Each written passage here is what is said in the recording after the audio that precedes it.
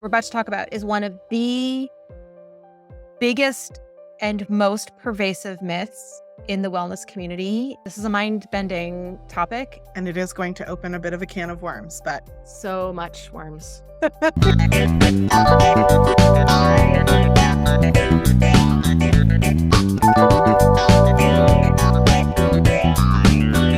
welcome to The Whole View. I'm Stacy Toth of Real Everything, and I'm here each week to dive deeper into how we can find happiness and health inside and out through self-love, body positivity, and discovering new ways to be our best selves. Before we get started, a reminder that this podcast is for general educational purposes and not intended to diagnose, advise, or treat any physical or mental illness. And while Sarah is a PhD, she's not a medical doctor, and she's certainly not your medical doctor. So we always recommend that you see a licensed health professional accordingly. And yes, you heard me say Sarah, PhD. Sarah, previous co-host, is back. Welcome back to the show, Sarah. I know I've said this every time that I have come back, but it's always just like walking in your home door after being away for college and just like that moment of like, I'm so happy to be back. I know we've got a doozy episode and I'm so excited to dig in. And just, thanks for having me back. It's been too long. I know I also say that every time. It's okay. We're so happy. I won't speak for everybody because maybe they're not going to love this show, but Steve might be mad. We're going to try.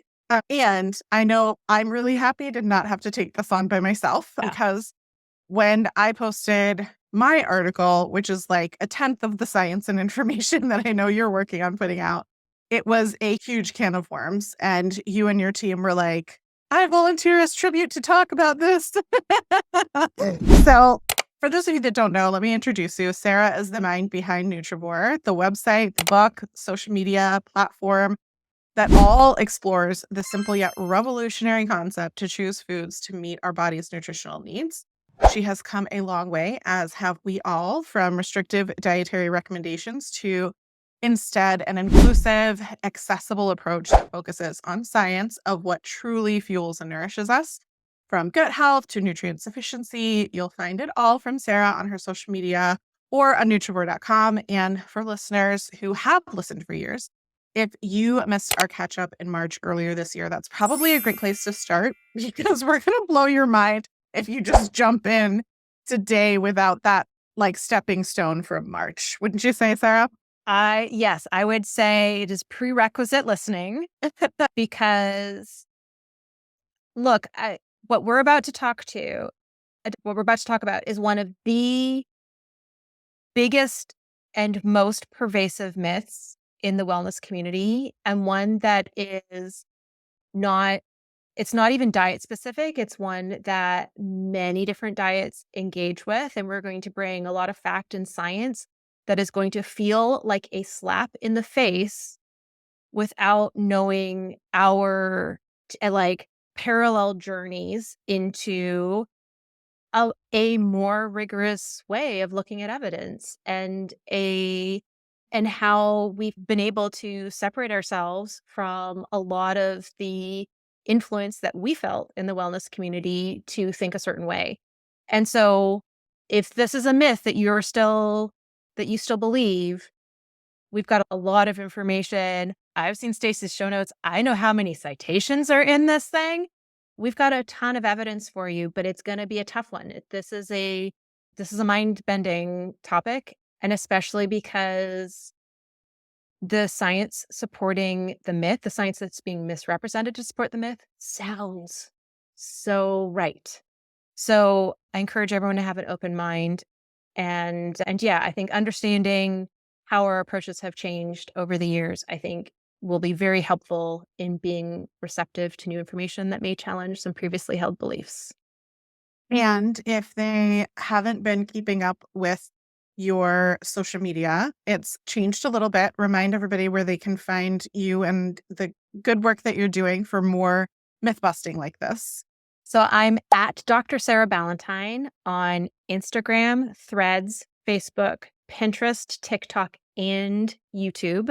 I have different content that goes on all platforms. There's a little bit that's cross-posted, but mostly if you want to see everything, you have to follow me in all the places. Although I'm trying to get a lot more of that content on my website so that it's all in one place for you, because I know everyone's got their own special places online, and I understand because I do too. But yes, lots of myth busting content, lots of positive, fun information about nourishing foods without any kind of judgment on whether or not you want to eat that food or like that food, and lots of good information on how to improve diet quality with an anti diet mindset. I say Nutrivore lives in the world between anti diet and diet in that regard, because it's about health supporting long term eating patterns with no food off the table. It's a great way to sum it up. And another way to help us sum up and kick off what we've alluded to multiple times now, if you can kick us off by giving us a reminder on specifically what we talked about in March from this scientific literature approach that was the pivotal change in how you came to view food and how it either nourishes or harms us, or those kinds of things that were talk tracks that we used on this show for a really long time. And I think understanding how we're looking at the science in today's show so that listeners can not only listen to us, but as you and I have always done, educate and empower people so that they can take that information and they can make decisions for themselves. Because I never want to make the mistake again of telling someone what they should or should not be doing. I want to share information and educate others so that they can do that. And I think knowing what to look for red flag wise with some of the scientific manipulation that's happening when someone says seed oils are bad for you, right? Like somebody needs to be able to say, where are the sources and what do they look like? And how can our listeners do that? Yeah. So the logical fallacy that I completely bought into in the past is that if one compound within a food is harmful to one biological system or one specific like biological circumstance, that must mean that the whole food is bad for the whole us. When in reality, first of all, we are incredibly complex. So just because something is interacting negatively with one biological system, that doesn't mean it's interacting negatively with all of our biological systems. We may be compensated for huge benefits from another biological system, but also food is complex. Food has multiple different compounds, and we may be compensated by other compounds in that food, even within that one biological system. So, what we really need to do is look at human studies that are looking at what the effect is, and then looking at animal studies and cell culture studies that explain why that effect existed. And when we're talking about seed oils, this is an excellent example of a circumstance where all of the myths are centered on the animal and cell culture studies that are trying to establish if the effect happens without looking at the human studies that show that no, that effect doesn't happen. And so this is why I put a lot of stock into, first of all, systematic reviews rather than individual studies. So these are papers that look at the body of scientific evidence as a whole. They have much higher statistical power and much lower risk of bias because they're looking at what all of the studies that try to address this question are showing and pool all of that data together. And then I also put a lot of stock into big measurements of health, like all-cause mortality, which is a great, like, way to just look at how something is overall impacting health and longevity. Is this affecting, right, your physical health, your mental health, your cognition, your lifespan, your health span? That is all captured in that one measurement. And then we can also still dig deeper and look at things like cardiovascular disease incident, which is going to be relevant to talking about seed oils, or cancer incidents, which is also relevant, at least with the myths. So it's, I think, really important to understand that we can't judge an entire food based on the presence of one compound that might interact with a cellular pathway in a problematic way. And the other piece here, it's not quite as relevant to seed oils, but I think it's important to just set the stage, is the idea of dose. So often these studies that I used to quote and many in wellness influencers are still quoting when they're trying to make you afraid of something is based on that compound in isolation, administered at very high doses to rodents being harmful. But just because that compound is in the food, that doesn't mean the amount of that compound that's in the food is harmful to us when we consume that food. So, another sort of just part of being able to identify this logical fallacy when you see it is understanding how much is in the food and how much do I actually need to worry about. What is the acceptable daily intake level if we're talking about a pollutant or a preservative or an additive? What is the chronic toxicity dose, which is even relevant for things like nutrients? Some nutrients have chronic toxicity doses, but lots of compounds do as well. Like, how much do I need to worry about? Does this food have enough that bad thing could actually happen inside my body? And then let's look at the big picture studies that actually show whether or not there's an effect in humans. So I think I want to acknowledge as we get into this topic, I think it's especially true for seed oils, is that we are all susceptible to misinformation. Misinformation is presented like this. It sounds right on the surface. It sounds logical. It makes sense. There's scientific studies to support that argument, right? They're not the right scientific studies to actually look at. But if you don't know that, how are you supposed to know that? How are you supposed to know that? And we're if my PhD in medical biophysics didn't protect me from falling for that misinformation, I don't expect anyone else to be able to see that and not fall for it. And so also I think part of having an open mind to new information that that challenges our previously held beliefs and makes us feel that like disconnect because it doesn't confirm our biases, it challenges them.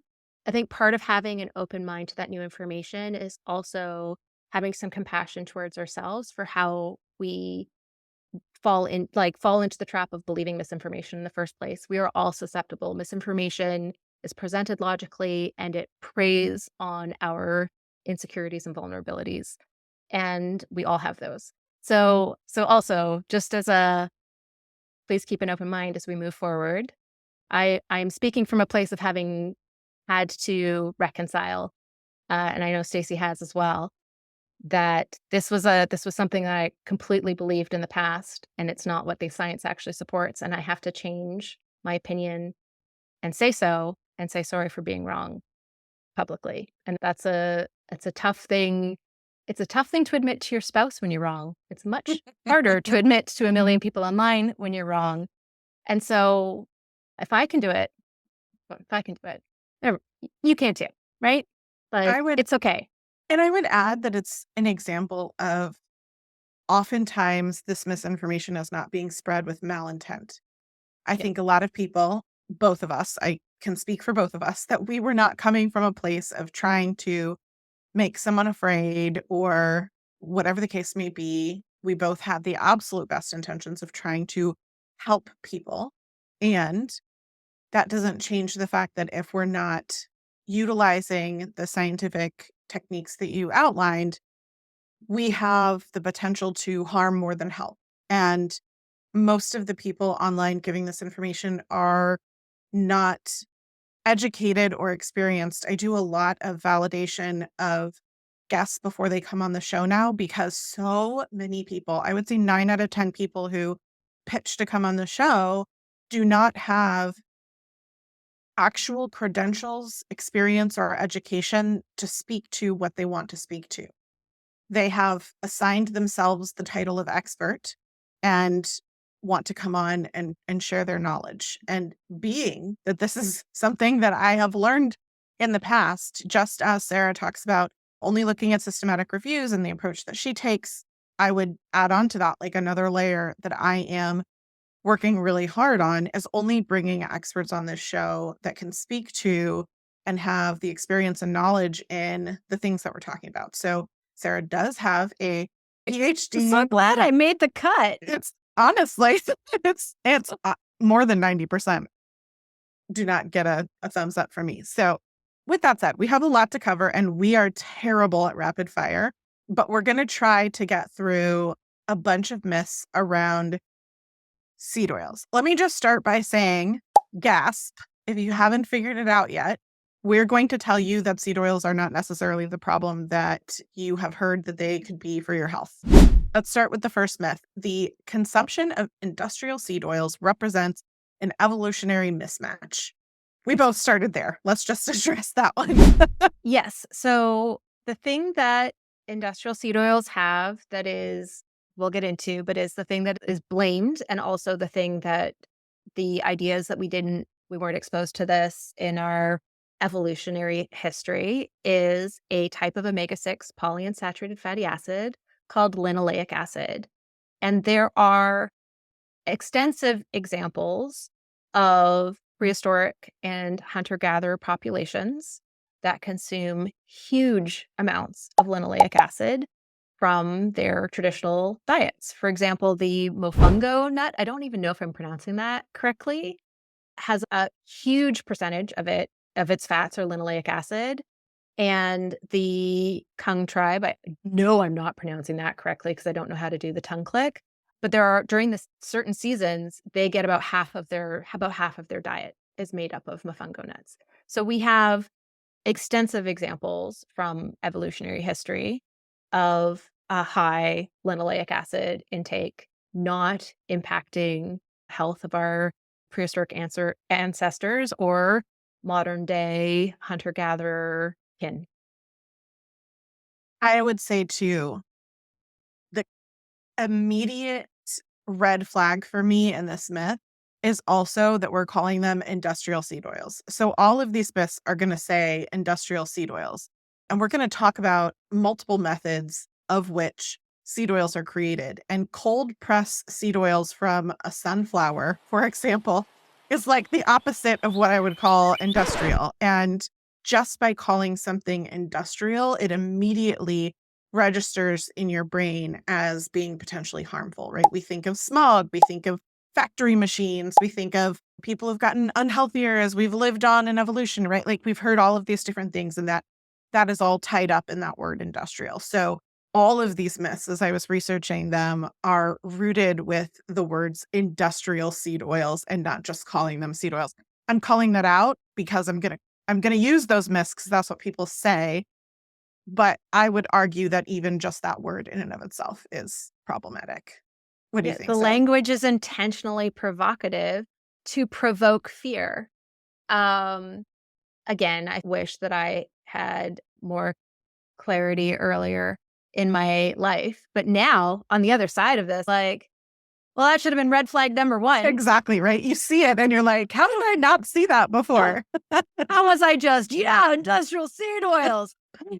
Again, please understand that this is a mea culpa episode, and we are Yes. giving you information that we needed to learn to correct our own um, erroneous beliefs. Yes. Okay. Next one. Eating industrial seed oils raises our omega 6 to omega 3 fatty acid ratios with significant consequences for our health. Okay, this is fascinating, and I think we could literally talk for like the next hour about this. But there's so many different aspects of this that are actually a myth. So this comes from the idea that like linoleic acid is the most prominent omega-6 polyunsaturated fat in our diets, and that omega-6s and omega-3s are both metabolized when they get into the cell membrane and utilized for pro-inflammatory and anti-inflammatory pathways respectively. But here's the thing. It's not linoleic acid that is like converted into all of these inflammatory mediators. It's arachidonic acid, which is like, you can think of it like the plant form and the animal form of the basic omega-6 polyunsaturated fat, how you can think of alpha linolenic acid in chia or flaxseed versus DHA and EPA in fish as the plant versus animal form of omega-3 fatty acids. And here's the thing, there's these, first of all, systematic reviews, but also like really well-controlled studies where they feed people huge amounts of linoleic acid and show that it doesn't actually increase the arachidonic acid in their cells. So, first step is where it matters, which is like in the cell membrane. Linoleic acid doesn't necessarily change arachidonic acid. But then there's this whole other part, which is that even in situations where more arachidonic acid is produced, it is not actually linked to increased inflammation or any kind of adverse outcomes. So they've had also clinical trials where they give people arachidonic acid rather than linoleic acid, which is the omega-6 that is what we used to think actually mattered for the ratio, and show no effect on inflammation or immune function or blood clotting, and it might actually benefit muscle function and cognitive performance. So even in situations where maybe somebody has a genetic variation that means that they do make more arachidonic acid from the linoleic acid in vegetable oils, it's not it actually looks either health neutral or slightly beneficial. It may even lower cardiovascular disease risk.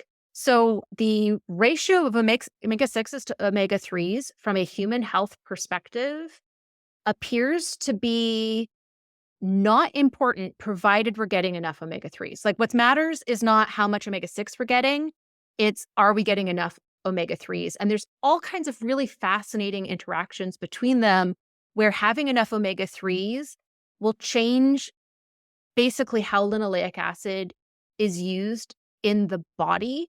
So if we have enough omega-3s, we'll get okay, let me see if I can remember the chemical dihomogamma-linolenic acid, DGLA, which is like a really beneficial, really cool anti-inflammatory fatty acid that also pretty impressively reduces risk of cardiovascular disease.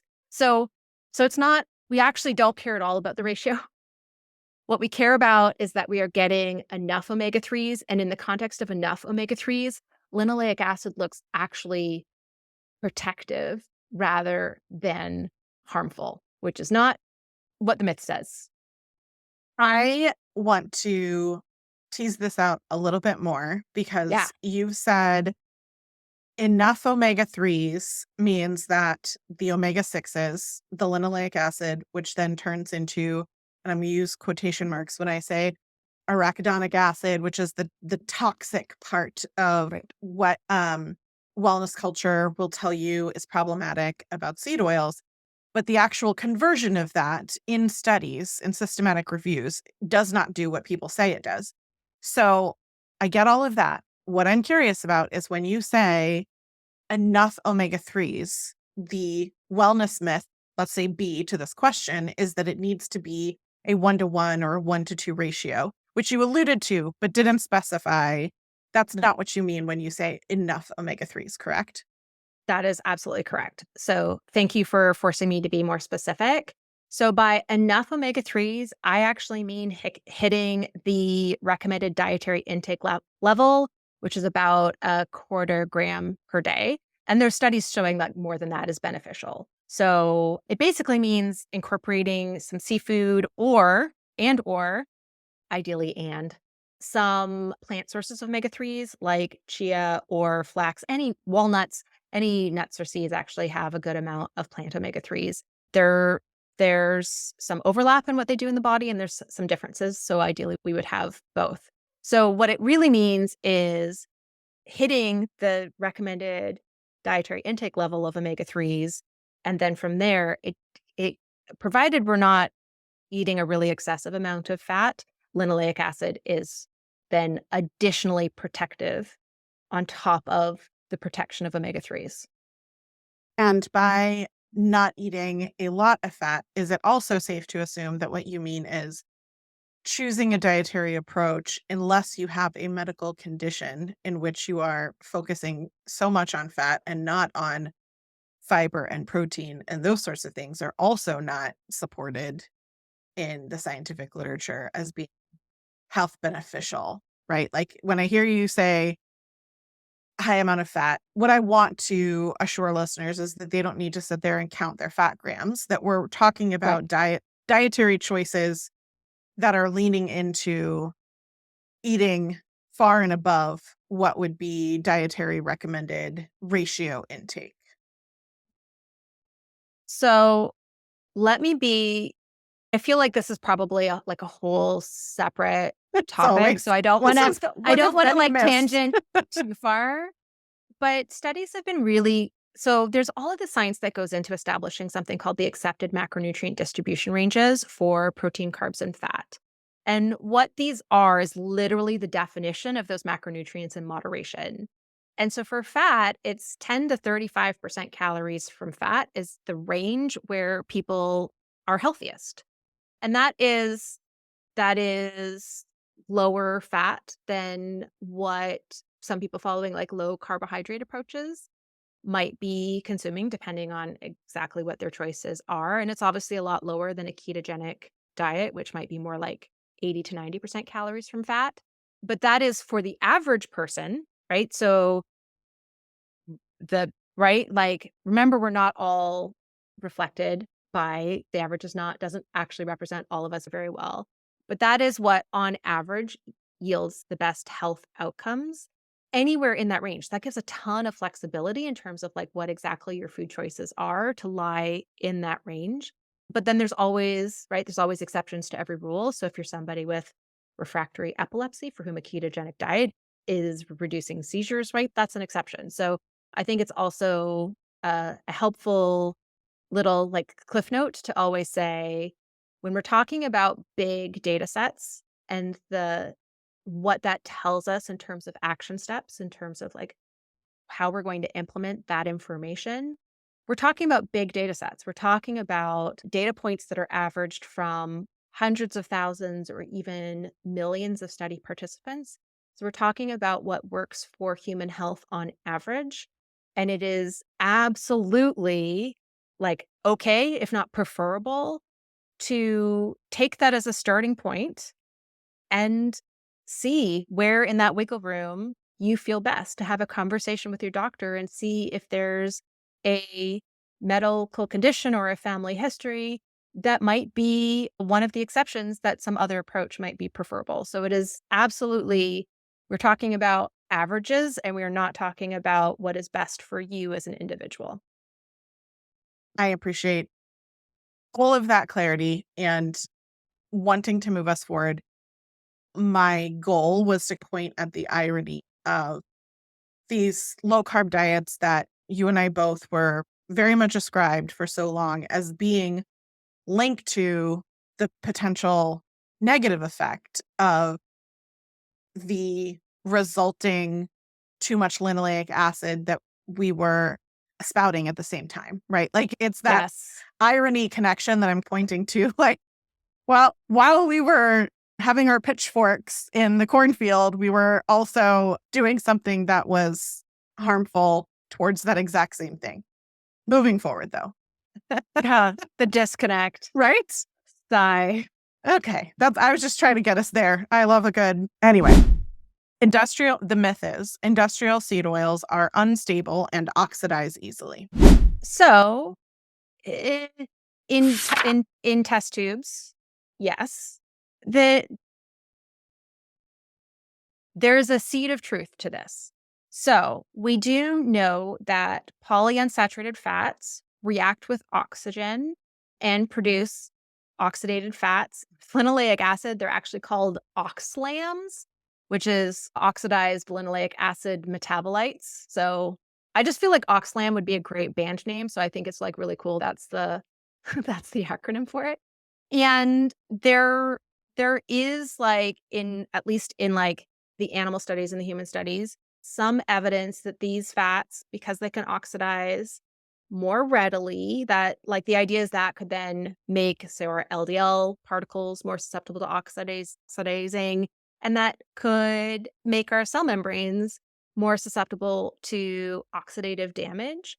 However, the original studies that looked at this compared linoleic acid to oleic acid, the main heart healthy fat in olive oil, and showed that, oh, look, like the linoleic acid the LDL particles that are in from the people who had this high vegetable oil diet from linoleic acid, their LDL particles oxidize more readily. But these studies have since been reproduced, not just looking at linoleic acid versus oleic acid, but looking at other types of polyunsaturated fats and saturated fats and oleic acid. And what they show is not that vegetable oils are more susceptible to oxidation. They're about the same as fish, like the long chain omega-3 fats from fish, and the same as saturated fats, either from animal sources like butter or from plant sources like palm oil. What they show is that olive oil is like uniquely good, right? Oleic acid is actually beneficial. So when these studies have actually been repeated with all these extra different conditions to look at comparing all the different types of fat, linoleic acid is no more susceptible to oxidation than just about any of the other fats, but oleic acid in olive oils and avocados is actually really good. So another thing about scientific studies is you need to know that your control group is the right thing to compare against. And that is where this myth comes from.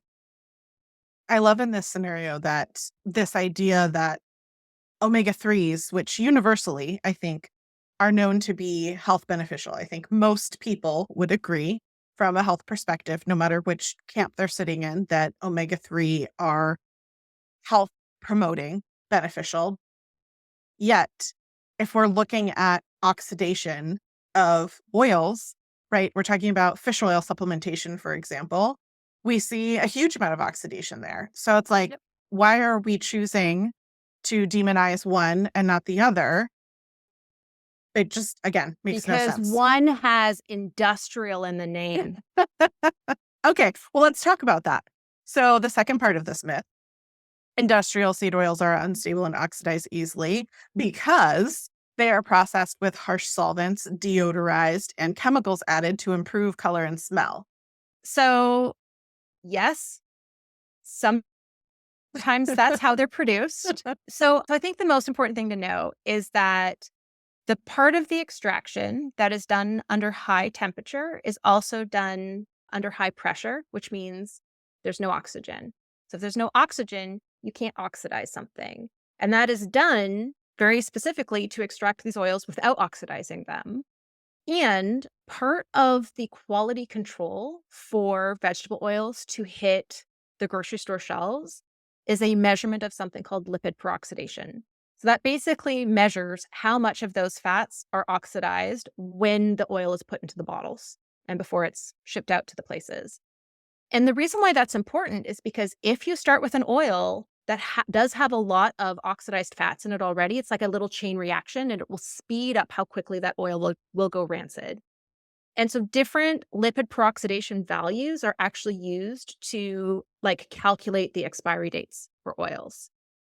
But there is a very tight regulation on what's allowed before an oil can actually go to a grocery store. And it is, I'm not sure that I remember exactly, something like 0.05%. It's a very small amount. It might be 0.5%. I might be adding an extra decimal there, but it's a very small amount of the fats that are allowed to be oxidized so that those oils are not actually creating the chain reaction.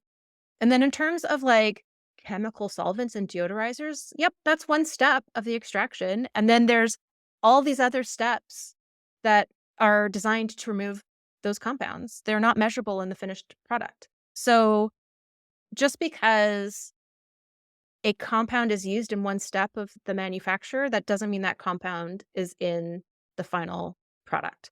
And there's lots of things that the wellness community loves that use the same manufacture process. Collagen peptides.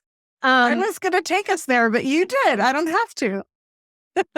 Yeah, collagen peptides also undergo solvent extraction and rising, and hexane is still used. Like it's a very similar process, and yet collagen peptides get a health halo, and industrial seed oils get that scary word again. I think it's so interesting to think about this now a little bit removed because I'm still a collagen girl. Like Me too. it still feels good for me.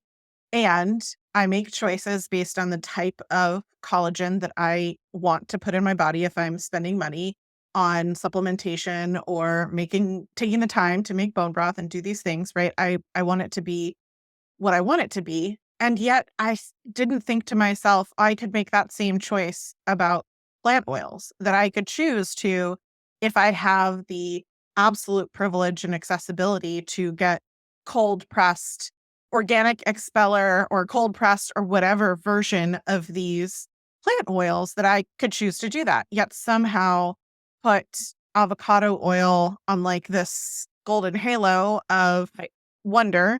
We've talked a lot about the science of olive oil, and there is science to support that it's a little bit more special, right? It has Yeah. these other things. I demonized every other kind of plant oil possible in my brain while also putting on a pedestal these collagen that had the same exact difference as plant oils. Like, you can choose to purchase different types of them. It is not one or the other. And I know we'll wrap up with like what our personal approaches are here, but I want to point out that just because some are processed with harsh solvents or go through this process, it doesn't mean that they all are. And Right.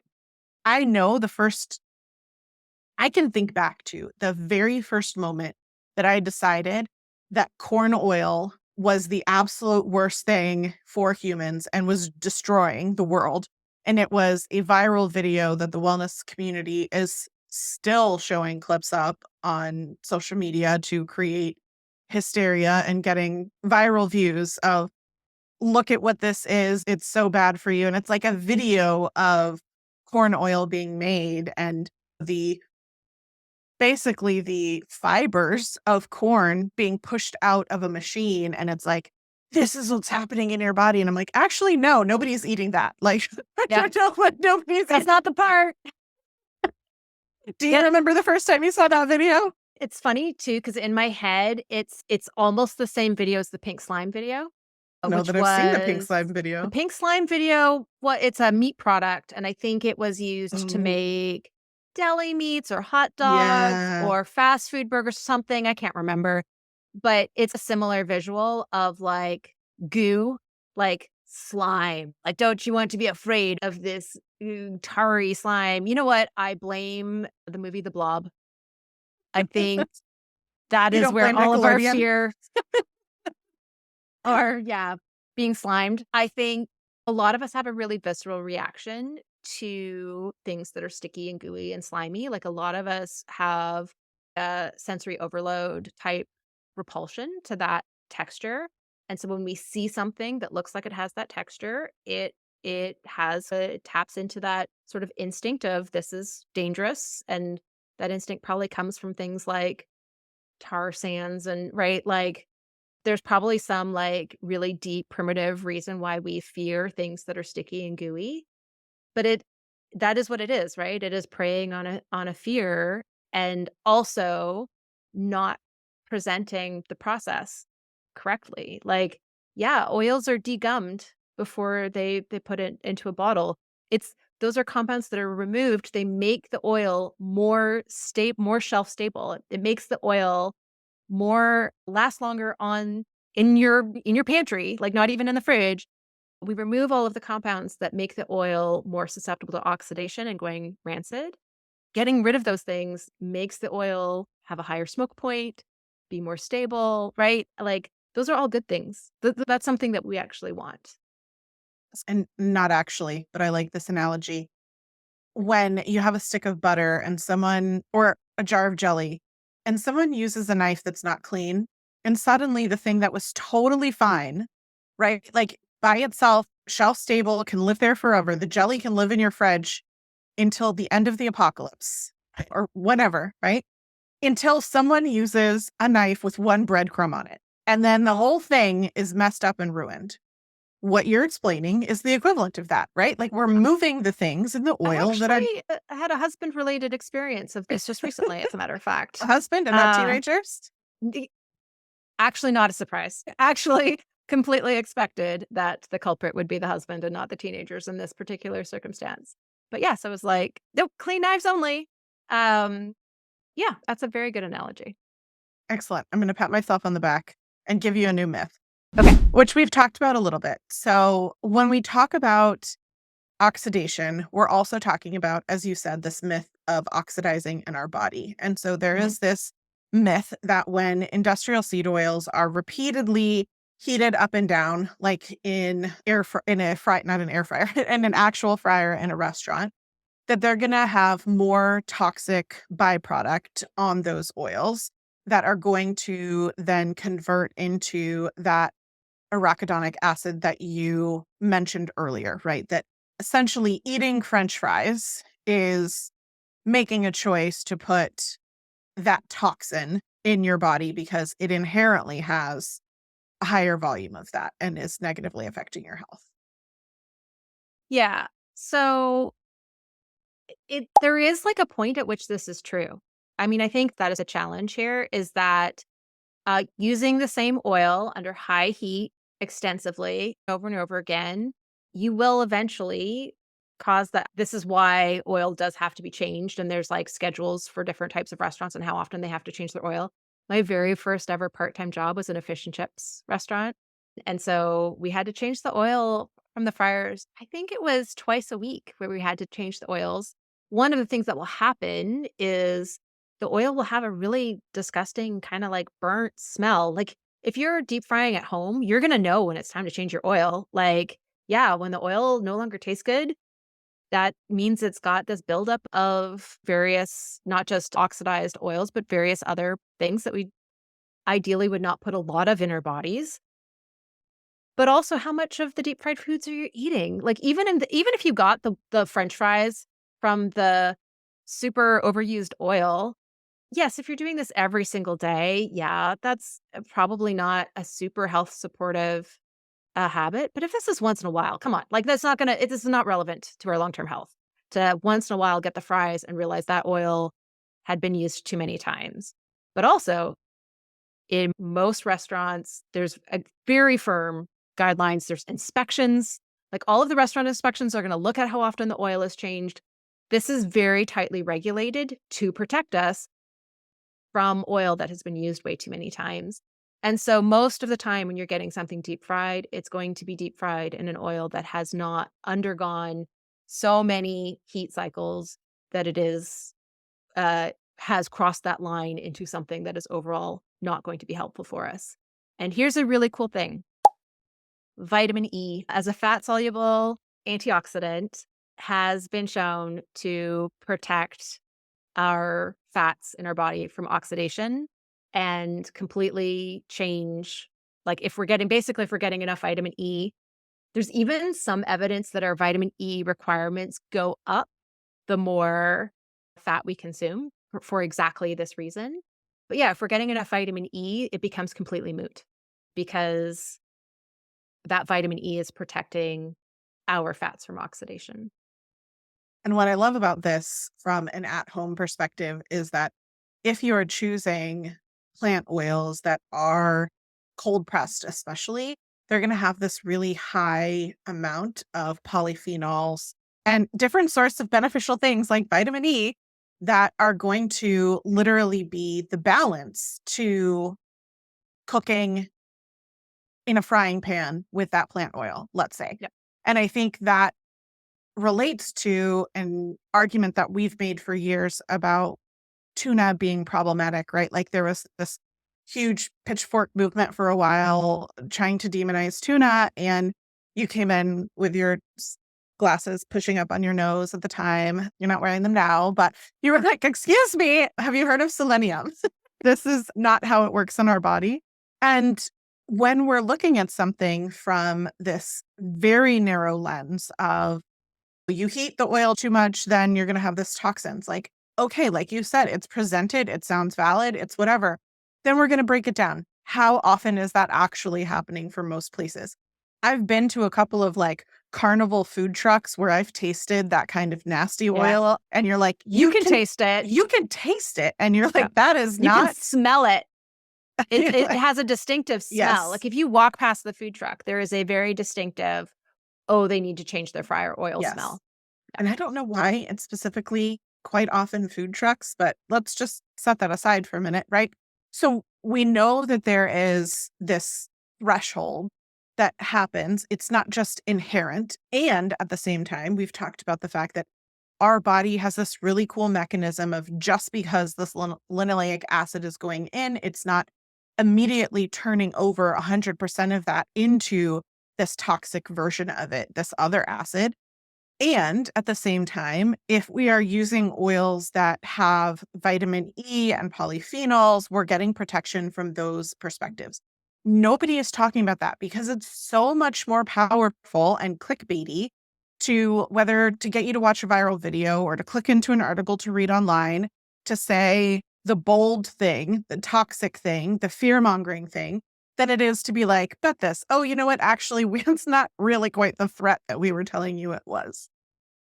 Well, who's gonna buy their $300 a month supplement if they actually provide the nuance? And supplements that I love taking. And I just want to put out there, here's the thing is this is where we need to know exactly what is happening in our bodies and what is not happening in our bodies. And from the perspective of seed oils, if you are concerned around oxidative damage, go get your inflammatory levels checked. Your doctor has multiple tests that he can run, or she, or they, to check your blood levels on all of these things. And I think coming from a place of education and knowing my vitamin D levels are low, I'm going to take a vitamin D Yeah. supplement is entirely different than I'm going to take this because someone online said that I should.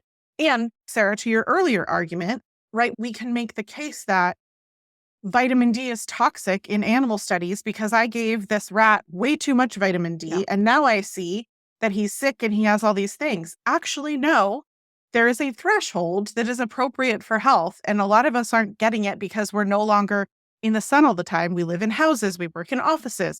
And so we take a supplement for vitamin D. There is this nuance that is not sexy. Like it's not, that's a really long headline for me to say, and nobody's clicking. I love that you brought up this example because I think there's like two things that are really relevant to this conversation about vegetable oils. I'm going to I'm going to avoid saying industrial seed oils as many times as I possibly can. But one is understanding like thresholds for effects and the other one is understanding like happy medium ranges for things, right? So in biology, most of the things that are important for us, we want in a happy medium range. Like we want enough, but not too much, right? And so that's vitamin D, that's every nutrient. Every nutrient has a range that is where our body wants to be. It's even more important for things that our body's not very good at getting rid of extra, right? But even like there was a woman who was hospitalized for after spending several months of drinking a liquid IV, 3 liquid IVs every single day, which was that's a whole lot of sodium, but also the B vitamin excess was part of that. And like B vitamins we think of as they don't have a tolerable upper limit. So easy for our kidneys to just be like, "Ah, we don't need all of this vitamin B9. Throw it out." Like off it goes. But when you are chronically exposed to those very high levels, this sometimes happens in people who like energy drinks and drink way too much energy drinks because they have such high levels of B vitamins in them. You can actually hit a toxic dose, even of the things that our body under normal circumstances have a really good, easy time, like getting rid of the extra. So understanding what is something that we want in a happy medium, and then what is something, right, when we're talking about bad things, pollutants, toxins, they all have a threshold above which, yeah, we do need to worry, right? Yes, there is an amount of times that you can heat the same oil over and over again, at which point that is no longer a good oil for us to consume. But also, all of those things have an amount, like they have this line where when you cross over that line, that's where you need to worry. And if you're below that line, you're good. It's fine. We have our bodies are amazing in how they can process toxins. We've got all of these organs that detoxify for us. We have all of these antioxidant pathways that can deal with oxidants. So as long as we're not overloading our system beyond its capacity, and yes, some people will have different capacity. Yes, there's health like challenges that will affect this. There's certain genetics that will affect this. So we're not saying the line, that threshold line is the same for everyone. But as long as we are not overloading our body with exposure to these things, our bodies are amazing. Our bodies, they've got it. They've got it. Trust the liver. It knows what it's doing. And so I think it comes back to that fallacy of just because something is present in a food does not mean the amount that is present in a food is problematic, right? So this is very much under that same line of thinking. Okay, speaking of what's in a food, I'm gonna Mhm. give us the last myth, and it is going to open a bit of a can of worms, but So much worms. here we are nonetheless. Last myth. All seed oils are derived from genetically modified crops. Some of them are. I would love for you to actually quote the Yes. statistics on how much of them are from genetically modified crops versus how many aren't. And then I will do a little soapbox about why genetic modification doesn't mean the same thing as bad. Okay. So there are, much like you were saying, there is truth to some of this, and there is not truth to some of this. It is rooted in things that we can point to as facts. The most common products that are genetically modified are soybeans, canola, corn, cotton, and sugar beets. So, four of those five make plant oils. If you're buying any soybean, canola, corn, and cottonseed oils that do not exclusively call out non GMO in the name, they are going to, by default, be genetically modified oils. And that's just the current industry standard for those specific oils. That's what they are. There are non GMO varieties. And I would say from the statistics and information that I've read, 90% of that canola crop is GMO, but you could find, if you wanted to, from that 10%, a canola oil that is non GMO. Alternatively, you could also choose plant oils that are naturally non GMO. So, one of the ones that I used to demonize and worry about a lot, that my family now doesn't think twice about, is sunflower oil or safflower oil. And both of those are actually native to the US, which is another really cool thing. I love that not only are we getting the benefits of these, we're going to talk about some of the health benefits next. We're getting some of the health benefits from the vitamin E and all of these things, but we're also supporting a sustainable oil that's being grown here in the States. And that's why a lot of companies are choosing it. It's non GMO and it's sustainable, grown here in the States. You think about one of the alternatives, palm oil, and how Yeah. that is devastating in a lot of areas.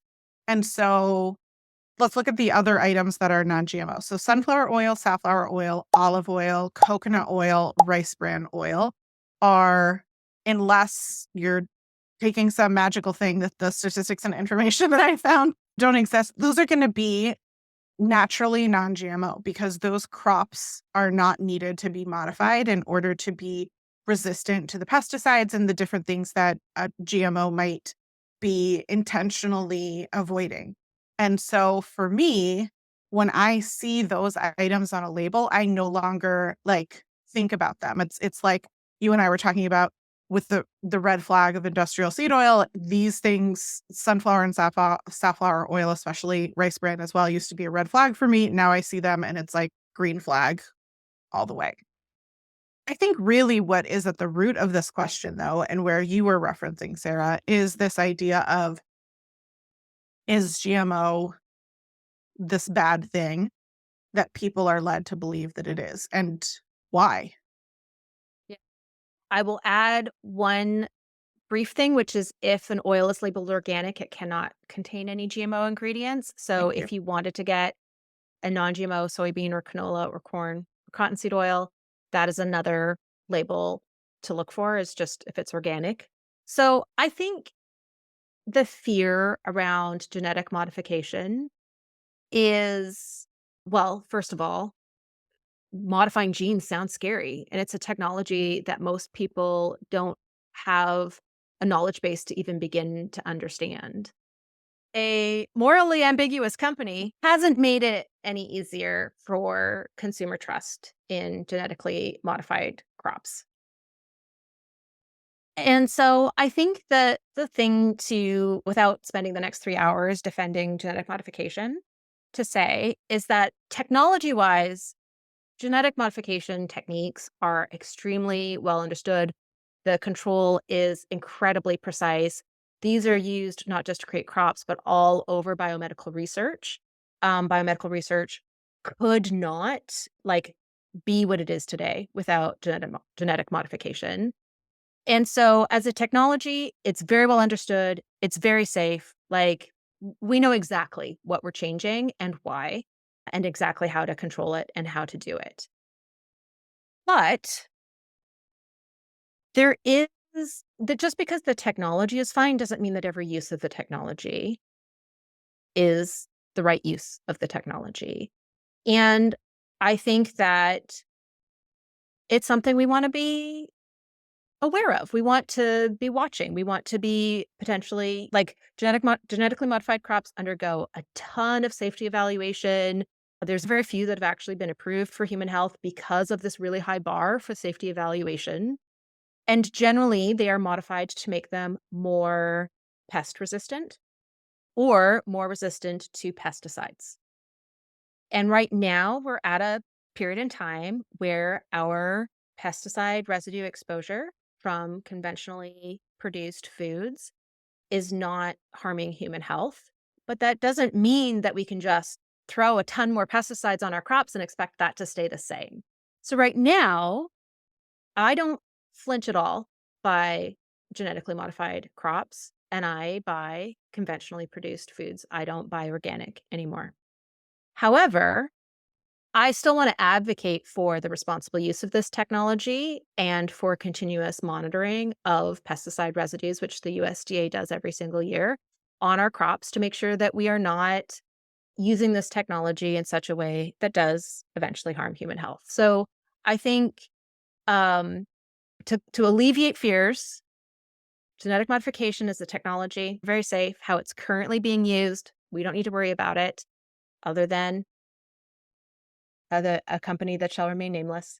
But that doesn't mean that all future use of genetic modification is going to be safe. And that is something that I think I'm glad there's really tight regulations on it. We want to make sure those regulations stay in place and, if anything, get more stringent, not less. So that is a thing to advocate for, is the continuous oversight and funding of the agencies whose job is that oversight.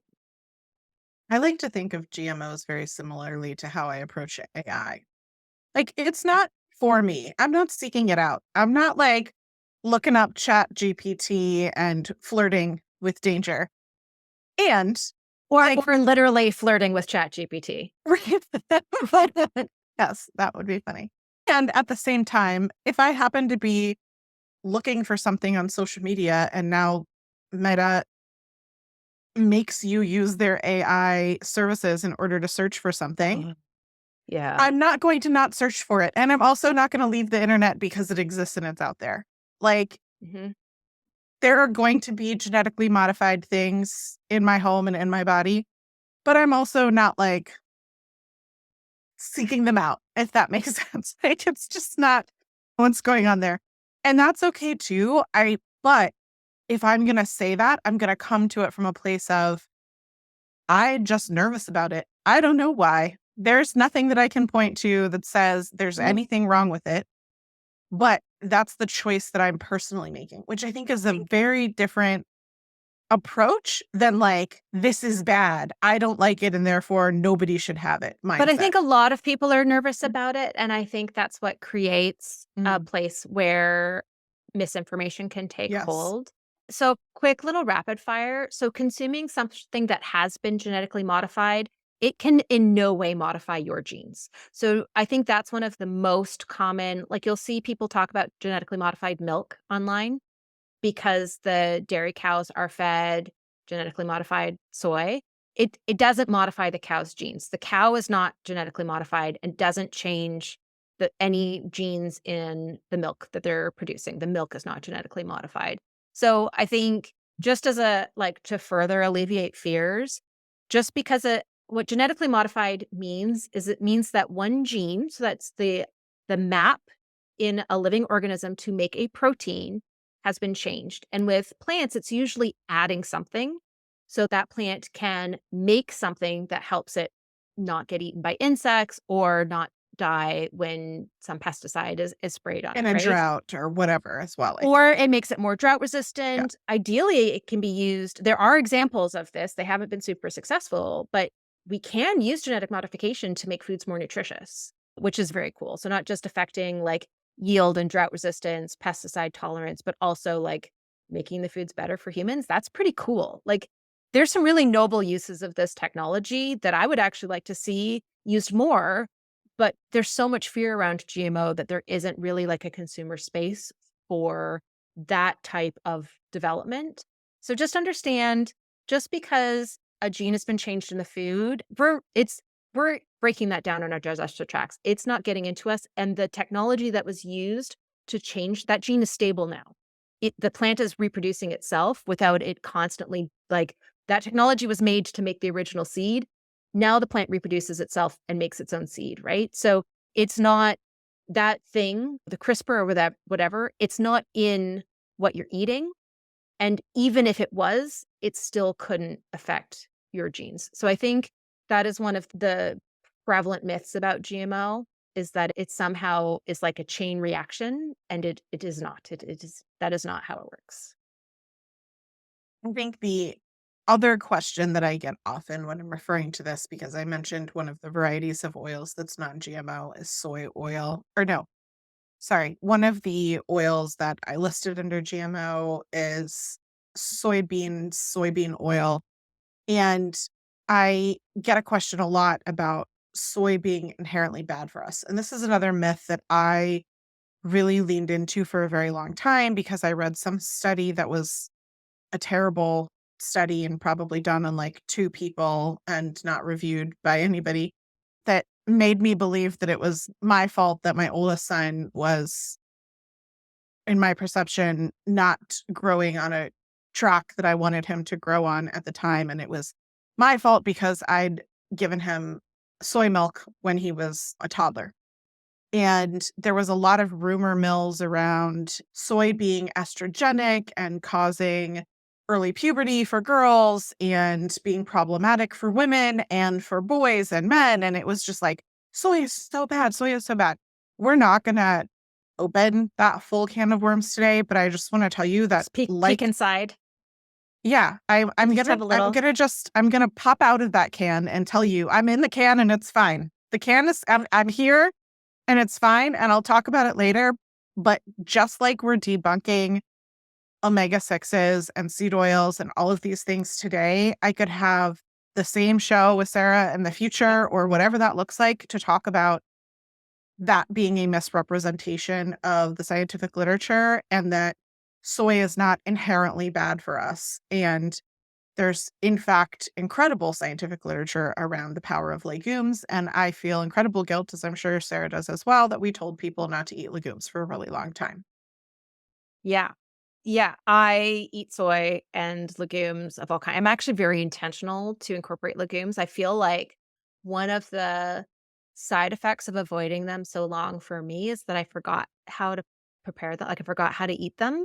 So legume-based pasta has been my go-to. So like lentil noodles, soy noodles, like edamame noodles, chickpea noodles have been for me like, okay, this I understand. They're gluten-free because we still need to be gluten-free.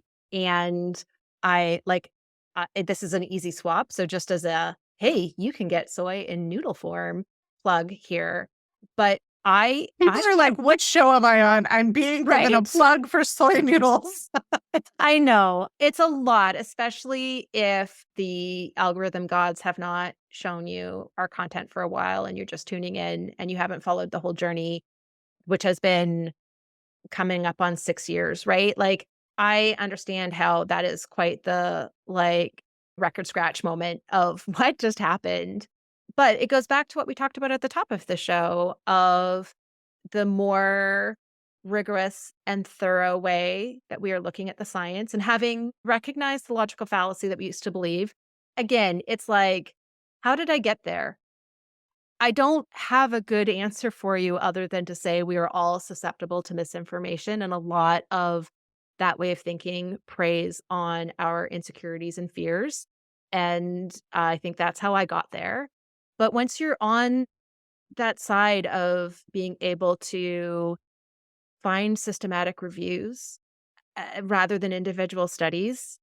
And once you just make that little shift, it's really easy to see that actually soy does not affect fertility or puberty onset. It doesn't feminize males. It actually overall is very beneficial. It reduces risk of cardiovascular disease, some forms of cancer. The isoflavones, which have both been blamed for being goitrogenic, which they don't affect thyroid hormone, and for being estrogen mimics. They affect estrogen metabolism, but they do so in a very beneficial way, and in a beneficial way for both males and females. So that took me a lot. That was a really hard one for me to wrap my head around. Vegetable oils was a really hard one for me. The benefits of canola oil was so hard for me to wrap my head around. There's a study that was done a few years ago where they gave study participants olive oil and canola oil, like either one or the other. It was crossover design, and they looked at cardiovascular disease risk factors and fascinatingly showed, right, they both of these diets, like the Nordic diet is Mediterranean diet, but with canola oil instead of olive oil.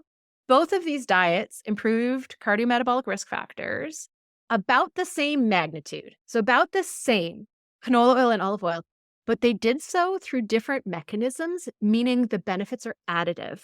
So we're actually healthier if we consume olive oil and canola oil than avoiding canola oil. This was absolutely mind-blowing for me to read and understand, and then to to go buy canola oil. It felt I really felt weird. so weird the first time I Oh, bought it. It was like I felt like I was committing a crime. Like it oh, was then it like sat in my pantry for 2 months before no, I it did not bought sit it. in my pantry because in my house, I do the shopping and the kids unpack the groceries and put them away. That's what we do. And the kids took the canola oil out of the bag and were like, "What is this?" And I was like, I I am working on letting go of bad science and diet dogma, and there are so many recipes that I grew up with. I have my grandmother's recipe book, and she always used canola oil. And it doesn't matter anything that I use to replace that never tasted like her recipe because the oil is just not the same. The flavor is not the same. It doesn't operate the same. Yes, we can sub a bunch of oils for a bunch of oils, but like if you're trying to have that moment where you're evoking a memory with a specific flavor or smell or something like that, you have to recreate it the same way. And it was like, so anyway, the kids had this like, what is this? And they got so excited. And then we made one of grandma's recipes. And it was like this whole moment that I had that was full circle. And I'm glad that it did happen in like a very short amount of time and pushed me off the ledge a little bit. Yeah. And now we buy, I'm going to say it, we buy conventional mayonnaise. And like the kids are so happy about it. They're like, oh my gosh, this mayonnaise tastes so much better. And guess what? It's not non-GMO. Like, and that's what I'm saying. I'm not going to like give up the internet. It, as a parent, has helped me also this journey to realize the amount of restriction that I was causing on the family and how that was affecting our relationship with food, our mental health in general, and all those kinds of things. And so the hope that I have is that in educating listeners on some of these things, that it is a really hard pill to swallow to say we were wrong. It is really hard to come on here and say a complete 180 of what we've said before. And at the same time, all we can do is what we know at the time. And we're trying to constantly learn, grow, and be better people. That's what the show has always been about. And we have each grown in a way that we did not expect. We would not have predicted that we would be here 10 years ago, but it is where we are. And in addition to some of these mental health benefits, and you have a special word for what you call like enjoyable foods and what that Quality of life is. foods. Quality of life. There you go. Yeah. Right? Like we have this aspect back. I hope that we can like gift that hope to listeners that in letting go of some of this, you're also regaining that, but you're also letting go of some of the stress of Yeah. what worrying about all of this does and how terrible that is on our bodies. Sarah, maybe you could finish the conversation about seed oils, specifically about recapping some of the benefits that you've talked about. Throughout all of these myths, we've mentioned a bunch of different things, but I think maybe just reminding people who are thinking right now, oh my gosh, Stacy is using conventional mayonnaise and Sarah's not buying organic vegetables. I don't understand my place in the world. What is happening?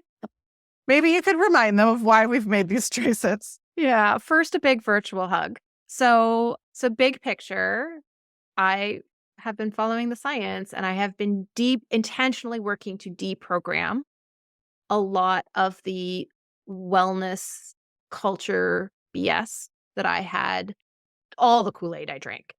And one of the best things for me ever was just completely separating myself from that community and other creators' messages and just really forcing myself to sit with my beliefs and the science in front of me and reconcile them.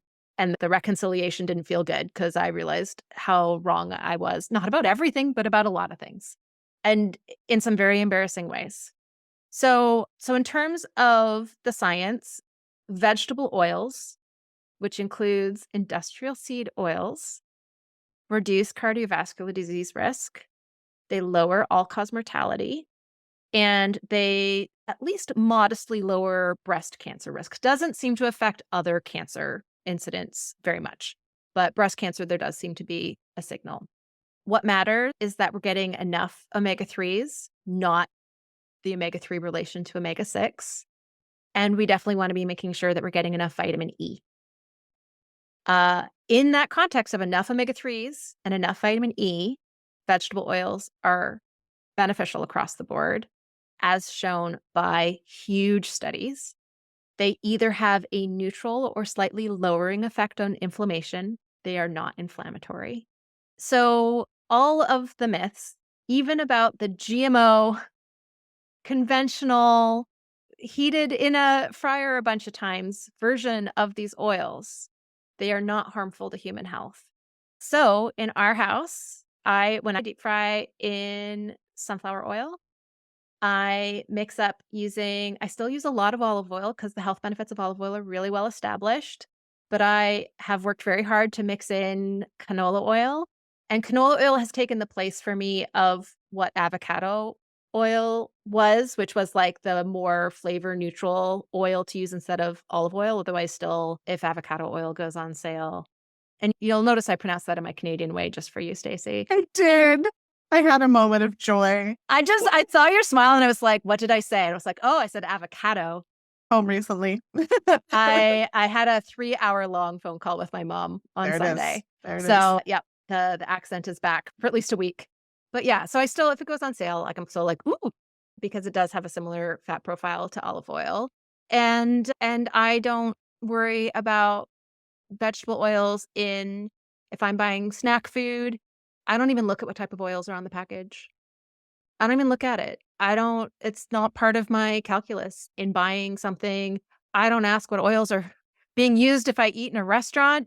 That is not a conversation. I don't even think about it anymore. And it is, while it's very uncomfortable to go through that transition from caring so deeply about it to not caring, Well, it we is still care, but absolutely a different way. liberating. We Yeah, care, just sure. differently. Well, I care about scientific accuracy. And I do care that my eating patterns are going to support my long-term health. But I also care that my eating patterns are sustainable, which means that I have to get joy from my diet, not just nutrients. I love that list. I'm going to add that plant oils are sustainable, especially when we're looking at ones that are easily grown in the US, like sunflower and safflower. They are also affordable and accessible. And what we haven't talked about that I really want to encourage everyone to think about is that the demonization of seed oils is creating a divide in the haves and the have-nots. And that is often where I see wellness culture feeding into and using healthist type approach of I'm better than you because I am able to make a healthier choice than you. I can afford this better choice than you mindset. And while often we are not intentionally coming from that perspective, I know I wasn't intentionally coming from that perspective. Once I was able to take a step back, I will admit that there was absolutely morality attached to the choices that I was making and feeling like I was a better person. And especially as being someone in a larger body, being able to justify the choices that I was making as being very health related and saying, I eat so clean and I live so clean to justify my existence in a larger body. And I know if I have that lived experience, that people who also are living without accessibility of these higher end organic cold pressed, non GMO, like all these kinds of things is really a way to oppress people. And I don't think any of us want to be doing that, but it is part of the system. Yeah, I think that is a really important message to wrap up on is how much of diet dogma is about raising the barrier to entry to a healthy diet. The more of us can get on board with whatever the standard is now, the bar is raised. And it's the next more expensive thing, the next more niche thing, the next thing that decreases affordability and accessibility. And the science doesn't support it. Being a ethical human being doesn't support it. And if I my one goal is to make health accessible. And that means removing barriers, not putting them up. So wherever we can bust these myths that make people think, like, why even bother trying to eat a healthy diet? I can't afford XYZ foods. Wherever we can bust those myths to show, yeah, like the vegetable oil that you can get at the gas station is health promoting. Not that it's totally fine. It is a good, healthy choice. I think that's really important work, and it will help to address a lot of the systemic inequities in access to whole, fresh, health promoting foods. If you were going to recommend one thing to someone, right? If they're listening to the show and they're like, I didn't believe it. I couldn't believe it, but now I believe it, or I'm going to try to believe it. Like, what would be the one thing that you would recommend them do walking away from the show and not feeling like overwhelmed with so much change and new information from their belief system, really, which might be shifting? Yeah, sleep on it.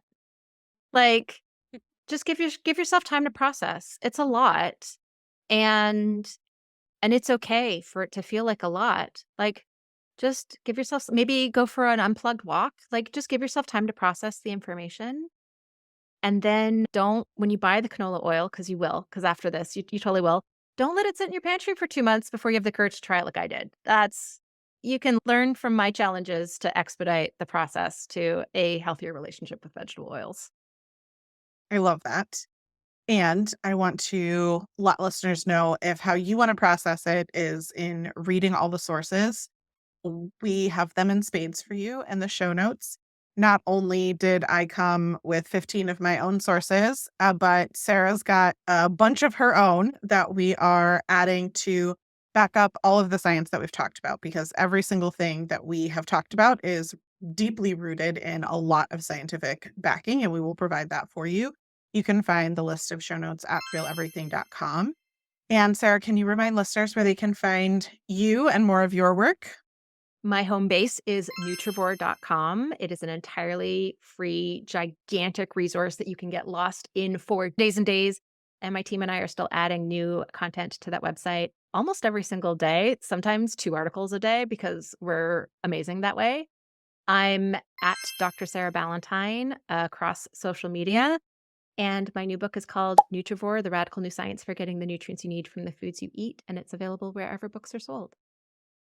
Thank you so much for myth busting with us today. Listeners, as always, we appreciate your willingness to be open to growth and your own personal change, especially today. listening, learning, and unlearning, we can choose to become better versions of ourselves for ourselves.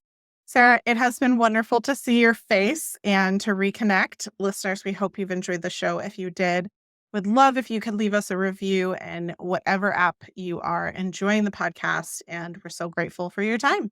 Be back again next week. Thanks, everyone. Today's podcast is brought to you by ButcherBox, because while some things have changed between how we approach food, one thing has not.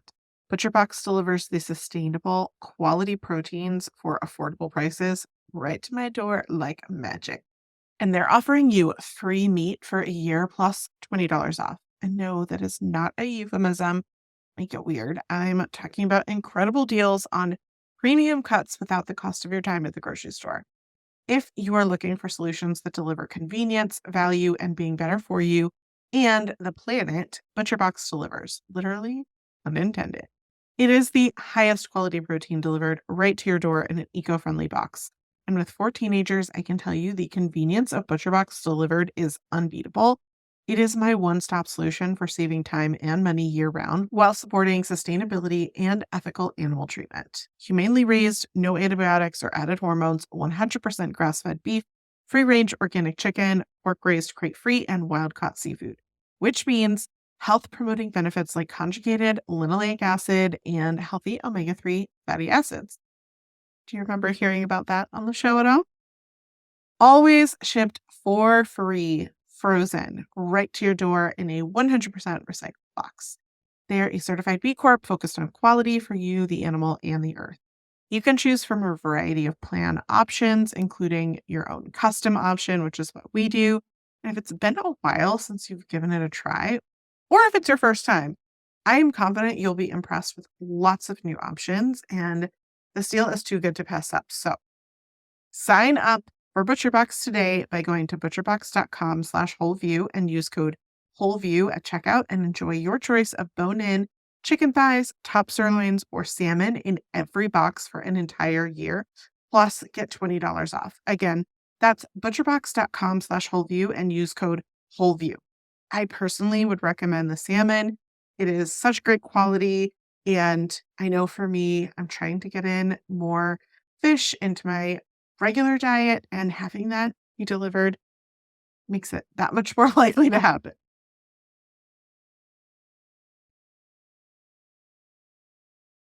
Today's show is brought to you by my woman-owned small business with Shockley, because you heard me say it, with everything I've learned and all the changes I've made, nutrient sufficiency is still something that matters to my health. In fact, I recently had blood work done, and not only have my nutrient absorption gone into the great range, but my inflammation has been cut in half, now in a normal range for the first time in over a decade since we've been testing through autoimmune diseases. And I have obsessed over every freaking thing and change that I could make. You're hearing us talk about some of them today to try to find the right solutions. But this has finally put my body at peace with itself.